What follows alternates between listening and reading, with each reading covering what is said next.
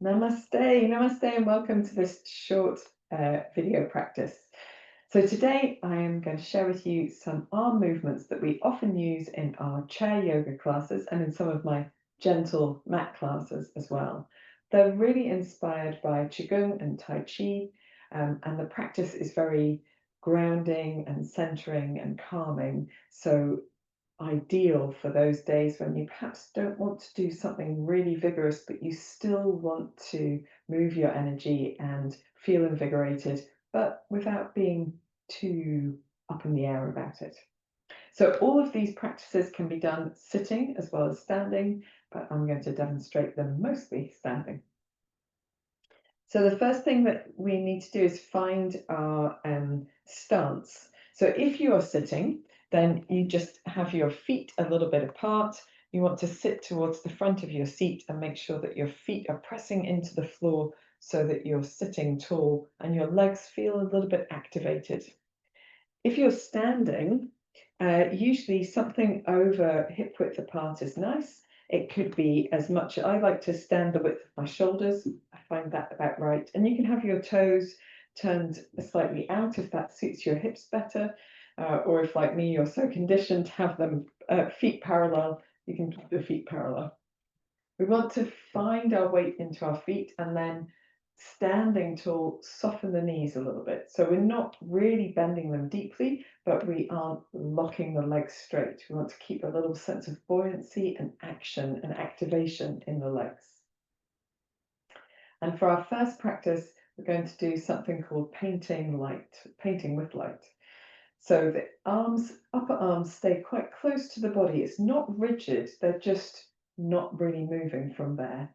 And then standing tall, the fingertips draped towards the floor, and it's as if someone's pulling your hand up by a string in the back of the hand.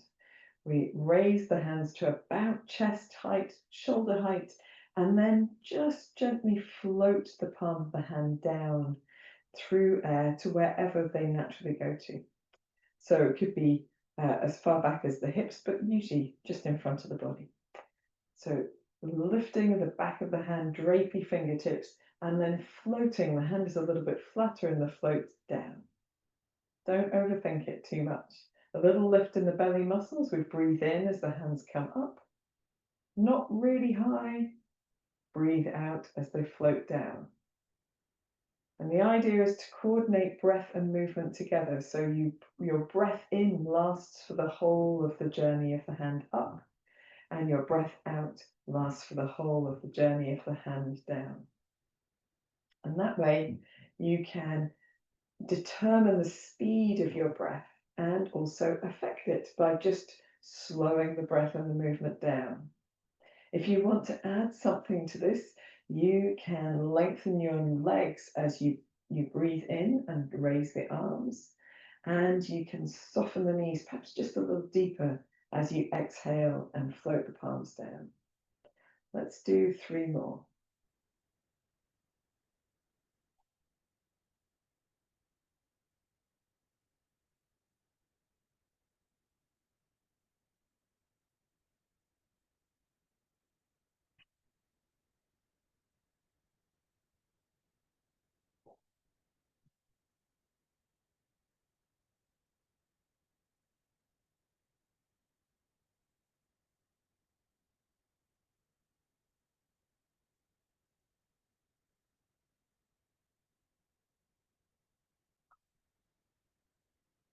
And then when you've finished your practice, simply lengthen the legs and rest your hands somewhere onto your body. Some people like to have their hands together or to imagine a ball of energy, but any of these options is also fun. So our next practice is not dissimilar, but a little bit different with the arms. So we're going to start with the palms turning upwards, that little softness in the knees, pressing into the feet and lifting the crown of the head. We gather the palms up towards the chest, elbows moving out to the sides of the body, and then just roll the hands to turn the palms down and press the hands down again towards the hips. And that's it. We breathe in as the hands come up, palms turned upwards. And we breathe out as we gently press the palms back down towards the floor. Same coordination of breath and movement, breathing in and breathing out. And we are active in the back of our body. So we're standing tall as we work, a little bit of lift in the belly muscles, not so much that you can't breathe properly. And if you wish to, you can lengthen the legs, as you raise the arms, and soften the knees as you let the palms float down to the floor.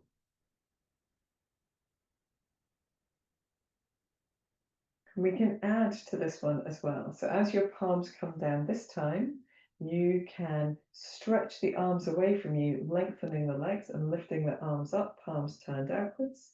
And then you can float the arms down around the body to the sides as you bend the knees again. Finishing by turning the palms up, breathing in to lift the hands up to chest height. Breathing out to soften the knees and press the palms down. Breathing in to lengthen the arms away in front of the body and up. Breathing out again to soften the knees as the arms float down to the sides. Let's do 3 more.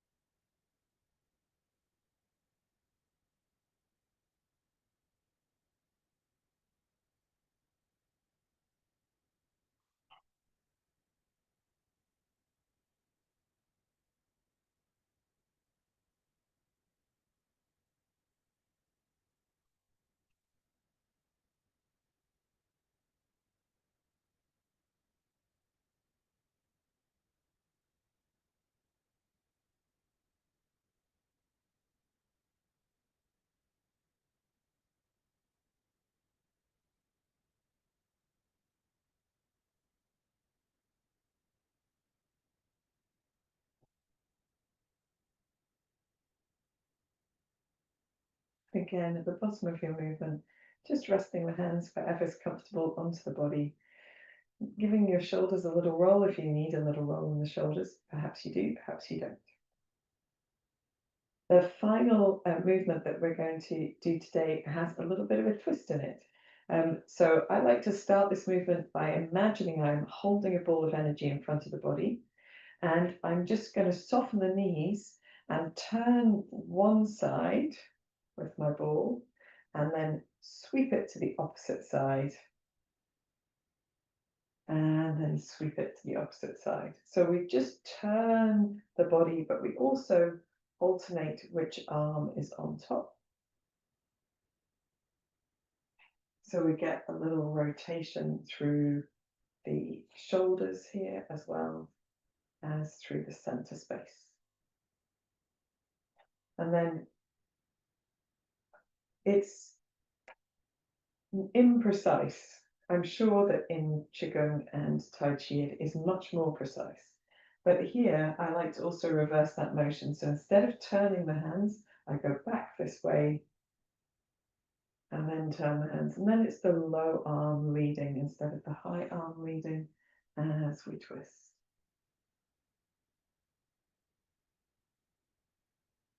Breathing in on one side